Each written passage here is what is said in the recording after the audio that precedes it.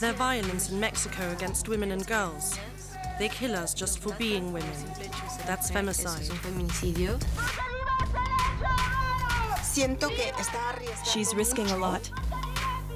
I really worry about her. I can't imagine losing a child. Yes, it drives me crazy. I tell Maria, don't be so stubborn. Something could happen to you. But she doesn't understand. Pero no, María no entiende. The crowd is massive. We have a massive crowd out here. Just to support, just to let their voice out, just to speak up, that they want that change. There needs to be a revolution, a strong revolution that will change everything, that will wash and purge the system.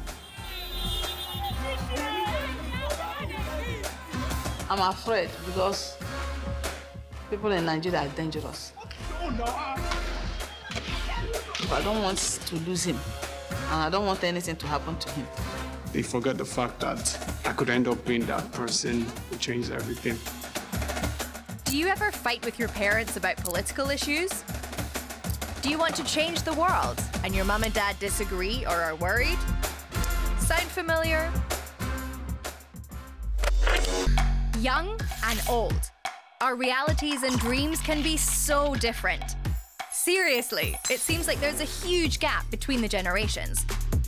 Sometimes we just don't get each other. The question is, can we fix it?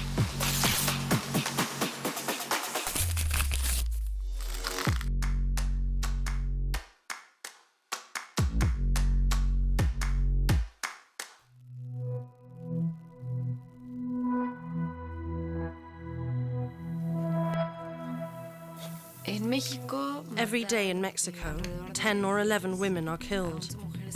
That's all because of the machismo that exists here. Mexico is a dangerous place. It's fear. Fear and powerlessness. I'm afraid the violence will come for Maria too. It gets closer each time you hear about something happening to someone you know.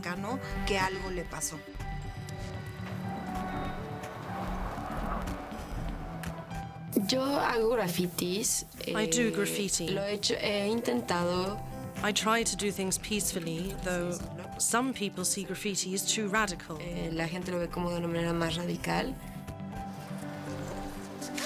It's a way of calling attention to the situation, better than nothing.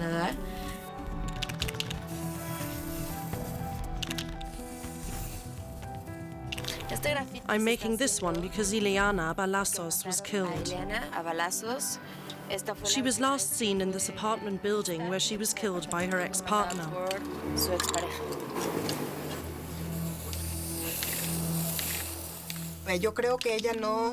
I don't think she's mature enough yet to know what the consequences of her actions are. At the end of the day, I'm an adult. A young adult who's aware of her decisions and actions. Yes, it's fear. In Mexico, women as well as their families live in a kind of paranoia, a horrible paranoia. Mexican women are in danger. More than 10 Mexican women are murdered every day, and tens of thousands are missing. For women, one of the most dangerous countries in the world. In 2022, 7 out of 10 women here experienced violence, and the numbers keep increasing. A quarter of all Mexican women have been victims of sexual violence. But only 1% of cases end in convictions.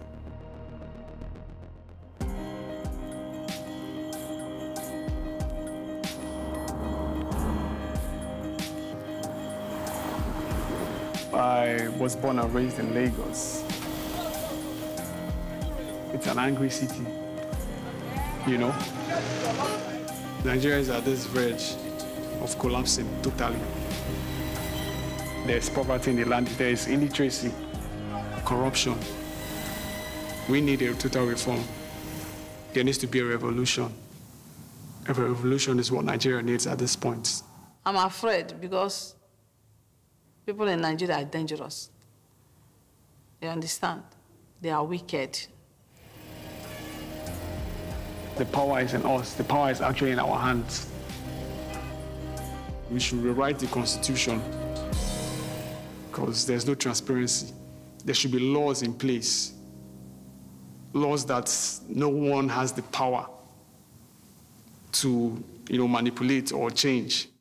How can he achieve that? How can Somkele achieve that?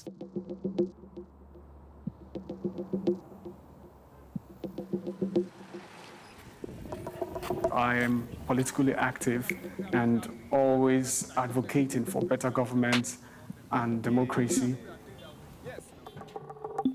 What I do when we're on the street is educating, we inform, we encourage, we advise, we evangelize, we spread the gospel. We are calling on people to be aware or to be politically active, not just for the sake, but for them to know that you as a person, you have the strength. Tell me I'm not corrupt. Don't tell me that. Everybody's corrupt. Everybody. My brother, you said we are not all corrupt, right? Everybody's not corrupt. Let's say. That's what you talk. Wait, I'm answering your question now. Oh, yeah. There are things to corrupt people. All we do is complain.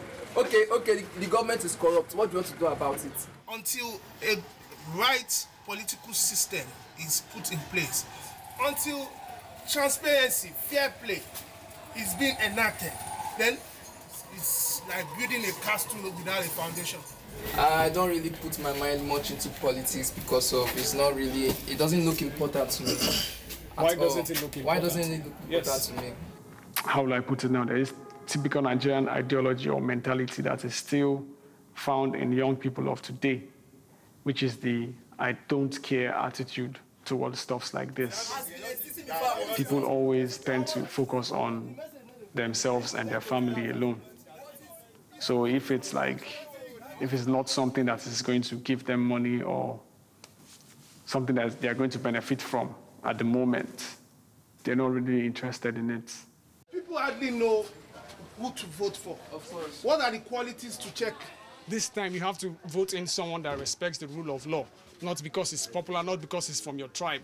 And these are the issues that this past generation have been having. The tribal sentiments, the fear factor. This government is very wicked and they are very wicked. If you come out, you collect. It has always been like that. Who wants to change? Is it you? What is the political situation in Nigeria? While presidential and parliamentary elections are held every 4 years, they're not usually very democratic. Voters are often bribed or threatened to vote for particular candidates, many of whom belong to established networks of rich and powerful Nigerians. In the oil-rich country, corruption is widespread in both politics and the economy, and often a politician's ethnicity plays a role in elections. Nigeria does have the largest economy in Africa, but almost half of its population has to live on less than €2 a day. Unemployment is high, especially among young people. Half of Nigerians are under 19 years old. It happened with my ex-boyfriend. He raped me, not just once, but several times. He emotionally manipulated me. He told me that if I didn't want to have sex with him, it was because I was with someone else. Or because I didn't love him anymore. Or because I was a whore.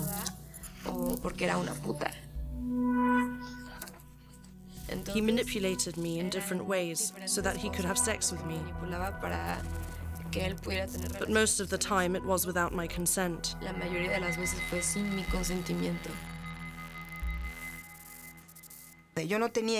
I had no idea. I was shocked. It was like a blow that I never saw coming. I felt powerless. I was really angry at this person. I wanted to go and beat him up. Let out all of my anger. But I could have gotten into serious trouble, legal trouble.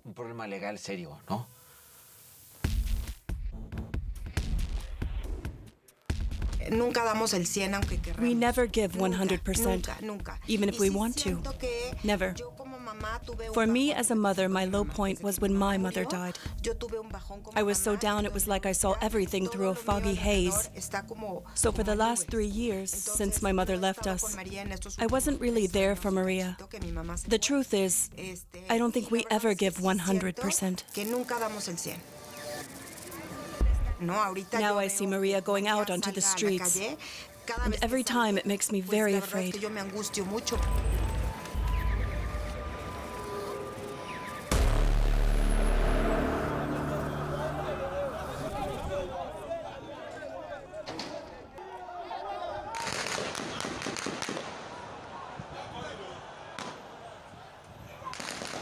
The shooting at the Lekki toll gate on the 20th of October 2020, it was a very terrible experience. I literally felt powerless. The only reason why I wasn't there was because the whole area was blocked. On October 20th, 2020, the Lekki tollgate massacre shocked Nigeria. The Nigerian army fired on a group of young, peaceful, unarmed demonstrators on a toll road leading to the Lekki district in Lagos. They are shooting at us! They are shooting! At least 12 people were killed in the shooting, and dozens more were injured. The protest had been directed primarily against an especially violent unit of the police. After the shooting, further protests erupted across the country. The protest was everywhere. So in my area, we had our own encounter. I think it was a day after the killings at Lekki. Angry youths were coming out and attacking some police stations and all. They were approaching the police station there, and all of the police officers were all out with their guns. He was trying to video what is happening, the incident, and they were shooting gun, and so I started shouting that you should come inside. They will shoot you. They will shoot you.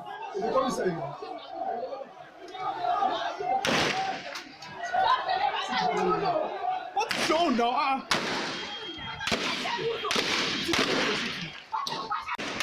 And me, I had to report, I had to, get things on record, because that was a very sensitive period in Nigeria. We had to retain or capture every single information. So, you have my mom trying to prevent me. I know we had a struggle. You understand? There was a struggle at that point. Her fears are valid, but she didn't just understand what it was for me. I had to do what I had to do.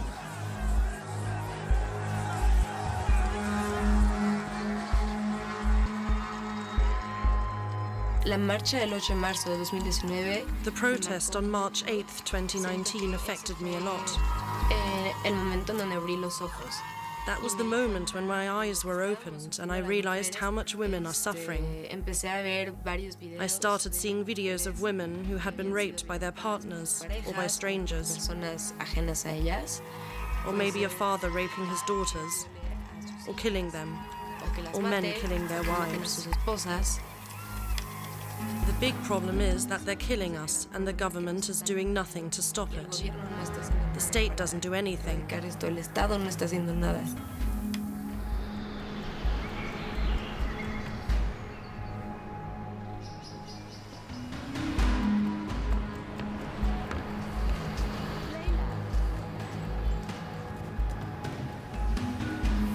When I go to protests, do graffiti or share information on social media, I feel strong.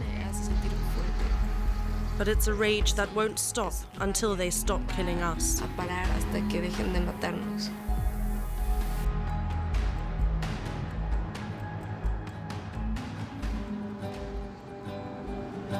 Tiemble el Estado, los cielos, las calles, que tiemblen los jueces y los judiciales. Hoy a las mujeres nos quitan la calma, nos sembraron miedo, nos crecieron alas. Acá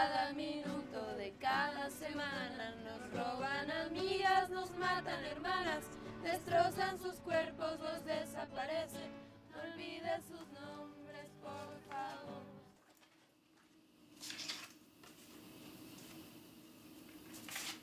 La relación entre The relationship between Mexican society and Mexican women is terrible. mexicanas es terrible. El problema es que en México The problem is that we here in Mexico are always raised the way I was raised and the way my mother was raised, often with beatings. And it gets passed on from generation to generation. My mom was born in the 1920s. She had to be a tough woman. In those days, the men they married were quite macho. Esos eran machos.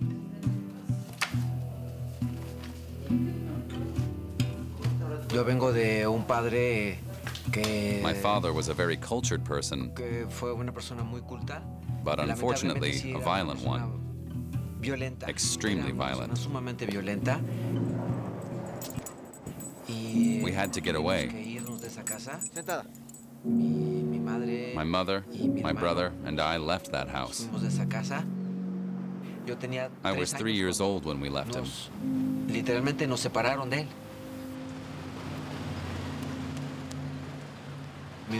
My mother sent both of us to boarding school.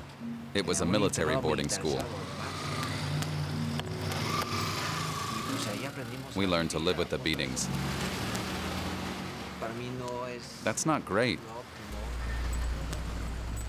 It can really twist your mindset, don't you think? La forma de pensar, ¿no? Yo he tratado de cambiar las I've cosas. tried to change Todo lo things, que me hizo falta. to give everything I didn't get as a child. Now I try to give everything, really everything. Todo. Vete, hey.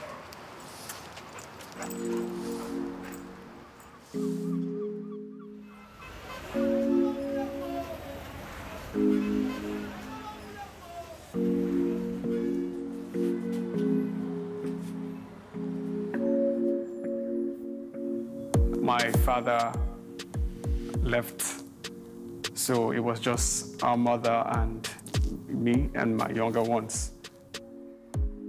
That was 2005. Somkele was, I think, 6 years when the father left us. It was a bad experience because we were literally abandoned. Seeing my mother always crying. Somkele loved the father, he loved his daddy, and the father loved him. We were surprised when he left. My father used to be like that superhero, that person, that God I see. I love my father very much. When there's no balance, me being my mother, it's always all about be careful. I've always lived my life in fear and, I never had that confidence that, yes, there's someone behind me. Because he's the first one, has responsibility. Because the father is not there. He's like a father now. Help me, help the siblings. I know he's a small boy, but you have to try now. All this while I've been the one doing everything. So that is why I want him to work and help me. Because I need help and I'm getting old.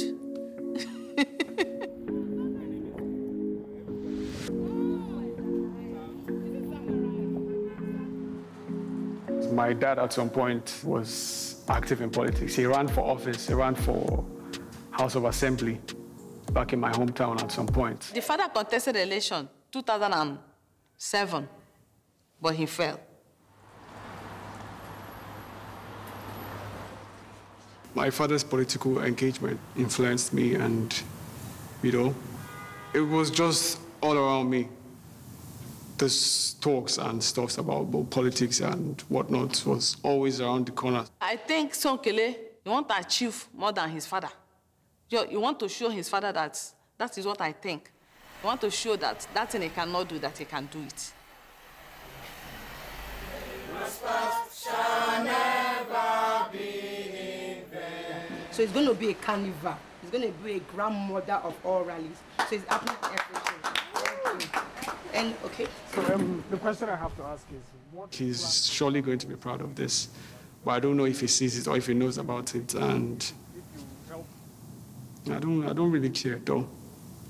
I'm just focused on myself and getting results, and so I know they stress myself for person when they carry me for head or person when don't care. Stand up.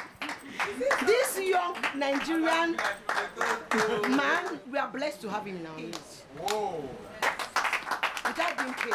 Don't you appreciate him? The father will be proud of him.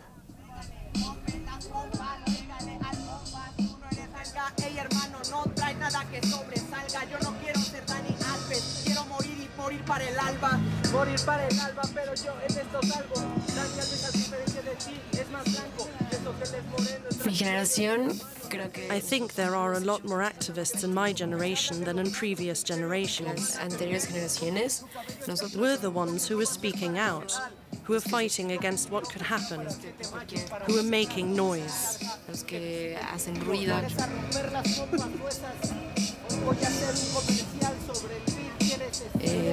I think social networks are a great tool that helps us with our activism.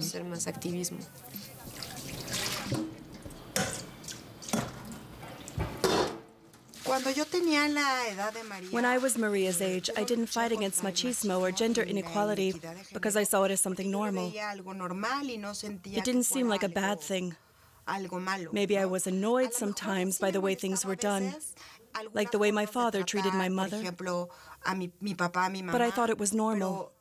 That's the way things were.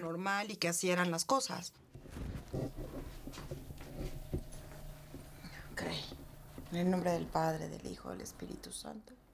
Amén. Generally, all religions strive for good. And I believe Maria is trying to do good. And that reassures me. I feel that she's a woman with values and with a good way of thinking. Of course, I'd like her to be Catholic like I am. I don't believe in the existence of a God. I believe more in nature. All religions are patriarchal. Men have the power, and women have none.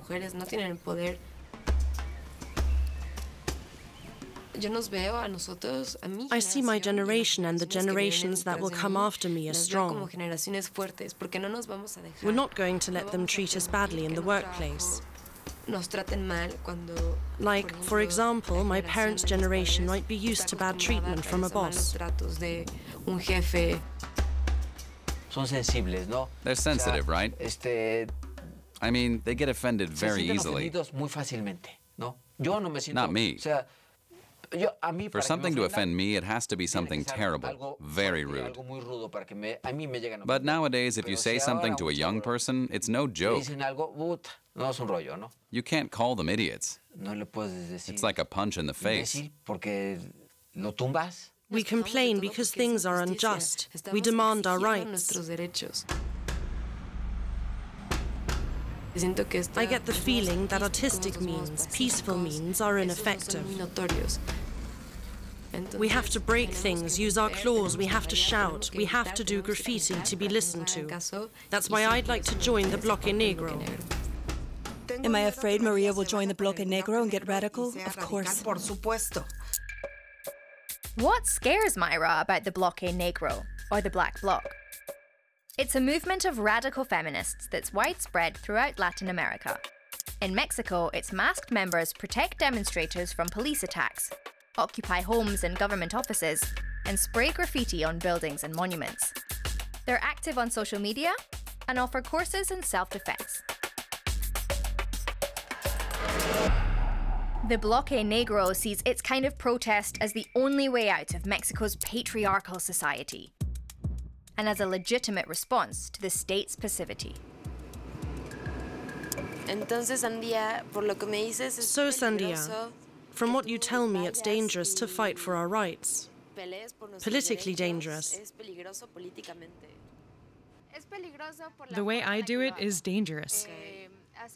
Direct action is a way of making the state and society uncomfortable. And that's exactly what's not allowed. It's taboo. I'd love to be part of the Bloque Negro, but my parents won't let me.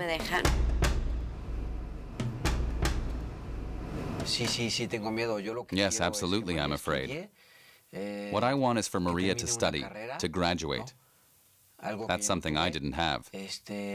I want her to do things using her intelligence and her inner strength, not with brute force.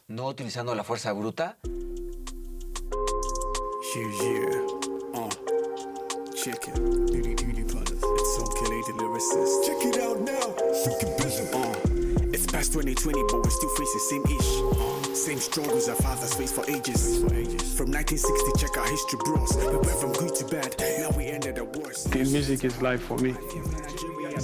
Something which is like life to me must reflect everything I do. Media, music, all this, I don't like it. I need help. So I want him to stay and be helping me. I want him to work, do a better work. I want him to do a good work. I wanted him to be an engineer. It's a hard no climb here in Nigeria. The system keeps making it hard for us to prosper here. A country where the enemies of progress are the government, steady frustrating the masses with the policies. And now 2023 is faster. For the generation of my mother or my fathers, with their experience with the military regime, they had no say. Obviously, it was going to affect their ideology or mentality. And we understand that fact. But we are coming out to speak because we know that there could be a change if we all collectively come out to speak with one voice.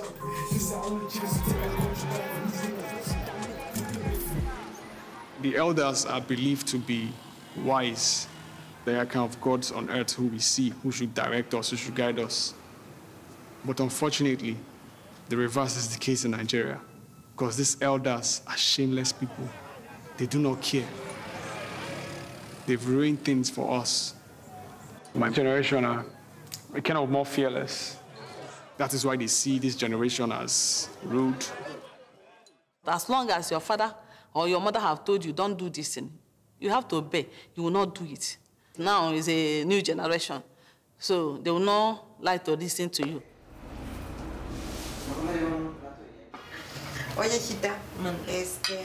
So what your father and I were talking about the last march you went to. You went with friends. Want some sauce? I think that much more needs to be done so that women have the right to make decisions about their own bodies, like whether or not they want to have an abortion. This is exactly what your mother and I have been discussing. I also said at this table that you have to be very careful because you can put yourself in danger, and that can put the stability of the family at risk. If something happened to you, that would endanger the family's stability. But at the end of the day, no social problem has ever been solved peacefully. So unfortunately, it has to be aggressive, not careful. How sad. It's very sad, but that's why I'm saying this. The problems aren't being fixed. But please, it's also really important that you look after yourself. Things do have to change, but it's so dangerous. So many women have been murdered. And with all these complaints, the police do nothing. So women have organized and they march and they make noise. And the aggressors hear that noise. Well, sometimes they don't. But it still helps because the government is doing nothing. We have to make noise so that they'll hear us. If we don't, they won't listen. If we don't make noise, they won't act. I understand that. But not the aggression. Like graffitiing the monuments. I keep saying that I'm not okay with that. Nor am I. No. But what if I had a loved one who was missing or killed? What then? Maybe then I would be okay with it. And if they killed me, what would you do? No. Knock on wood. If they killed me, wouldn't you set things on fire, vandalize and destroy things? Is a vandalized monument worse than a life cut short? Even if you don't like it, next year at the next march, I want to be with a bloque negro.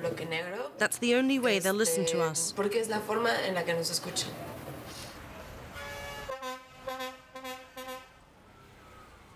Will I stand the way they are shooting bullets? I don't have anybody, please. It's not just to help people and do people. Nobody. So I told you I don't like that politics. If you, I'm not doing, did I go and do politics? We are just activists. So what are you doing? Activists that are coming out. Still killing people. The more we sit back and do nothing, the more it continues to, get bad. The more the damage is going to continue. We all have to come out, I beg. We all have to come out. Everybody will come out and participate. If you don't participate, these people will keep on taking advantage of all these things. We'll keep on taking advantage of the fact that we don't come out to participate. The only thing they have now is to buy votes with money. And what we are doing now is to go out and educate these people that we are not going to tell them who to vote for or force them to vote anybody who they don't want. But what we are doing is to tell them to come out and vote because your votes count. And do not sell your votes.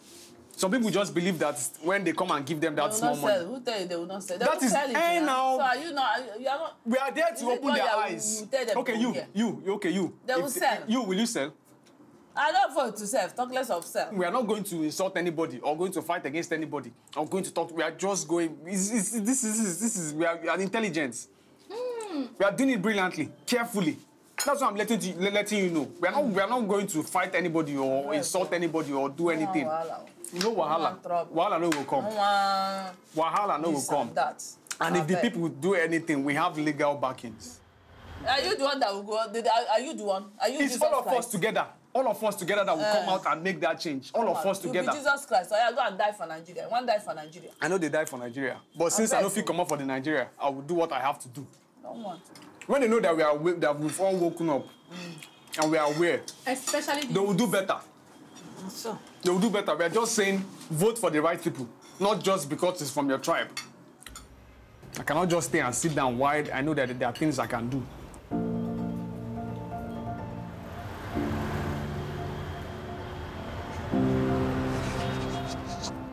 My mother, what I do not like, the constant worries or fear. I wouldn't dismiss her fears. I care for myself. And trust me, I wouldn't want to die for nothing. I make sure I don't go too extreme or go too far.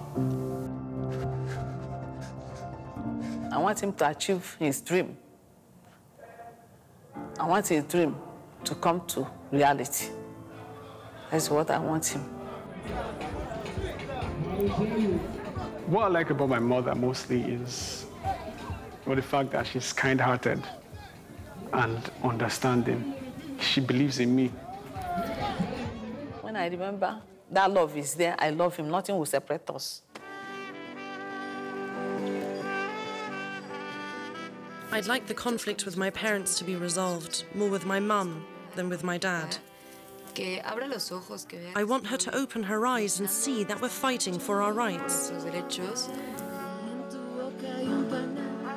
The truth is that you want your child to fly. I want her to be happy and free, to be able to do what she wants. I believe love and affection can solve anything and is the solution.